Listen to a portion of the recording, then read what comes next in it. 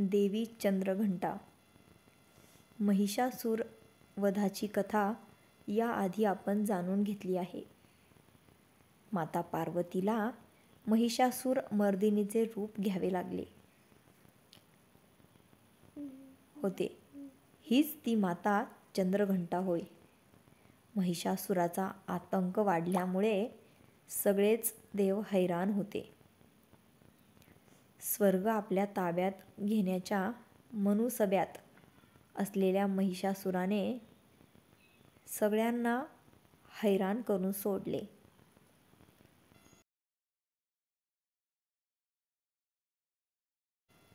स्वर्गावरच त्याची नजर आहे हे देवांना कळल्यावर ते अधिकच क्रुद्ध झाले।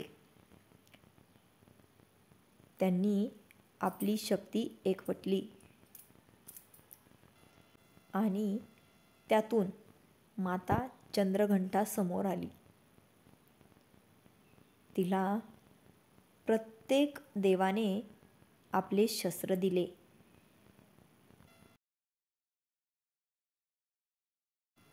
शंकरांनी त्रिशूळ, ब्रह्मांनी कमळ, विष्णूंनी चक्र, सूर्याने तेज आणि वाहन म्हणून सिंह दिले। त्यानंतर माता चंद्रघंटेने महिषासुराचा वध केला।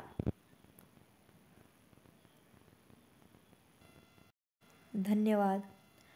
तसेच आपल्या मराठी गोष्टींचे पुस्तक या यूट्यूब चॅनलवरील मराठी कथा तुम्हाला आवडत असतील तर आपल्या चॅनलला लाईक, शेअर, सबस्क्राईब जरूर करा। मनापासून खूप खूप धन्यवाद। जय माता दी।